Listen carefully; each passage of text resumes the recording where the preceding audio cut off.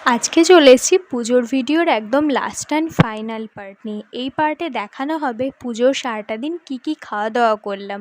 যদিও এই পার্টটাই আমার কাছে মেন পার্ট, কারণ খাওয়া দাওয়া ছাড়া কি পুজো সম্পন্ন হয়? একদমই না। যাই হোক, পুজোর সারাটা দিন খাবার দাবারের কোনো ভিডিও না করতে পারলেও পুজোর পরের দিনে ঠিক করেছিলাম পুরো খাওয়া দাওয়াটা তোমাদের সঙ্গে শেয়ার করব।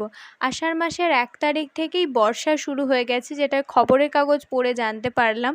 তো আমাদের পুজোও ছিল ওই দিনেই, তাই পুজোর পরের দিন সকাল থেকে প্রচণ্ড বৃষ্টি হচ্ছিল। আর বৃষ্টির দিনে তেলে ভাজা তো চাই। তো সকালবেলায় উঠেই তাই ভাজাভুজি হিসাবে তৈরি হয়েছিল গরম গরম বেগনি। এখানে জলখাবারের সমস্ত টিফিনের জন্য ফল কেটে রাখা রয়েছে, আছে তরমুজ, শশা, আর আছে গাছের আম আর কাঁঠাল। আর আমাদের বাড়ির যে দুজন সবথেকে বড় পেটুক, আমার দাদু আর ভাই, তারাও খেতে বসে পড়েছে। প্রথমেই তাদেরকে দিয়ে খাওয়া দাওয়া শুরু হয়েছে। এছাড়া ছিল বিভিন্ন রকমের মিষ্টি, ছিল পান্তুয়া, রসগোল্লা, বোঁদে, আর ছিল মিহিদানা। আমি এখানে আমার প্লেটটা একটু সুন্দরভাবে সাজানোর চেষ্টা করেছিলাম। আর এখানে আছে আমার সবথেকে প্রিয় পান্তুয়া। সকালের খাবার দাবার শেষ করে এখন আমরা রান্নাঘরে চলে এসেছি। এখানে আমাদের মাটন রান্না অলরেডি শুরু হয়ে গেছে। এখানে মাটনের লাল লাল ঝোল তৈরি হচ্ছে আলু দিয়ে। আর এখানে রেওয়াজি মাটন হয়েছিল, তাই মাটনে বেশ চর্বিও ছিল, আর খেতেও হয়েছিল অসম্ভব সুন্দর। জলখাবারের মেনু তো তোমাদের দেখিয়েই দিলাম, এখন শেয়ার করছি দুপুরে কী কী মেনু হয়েছিল।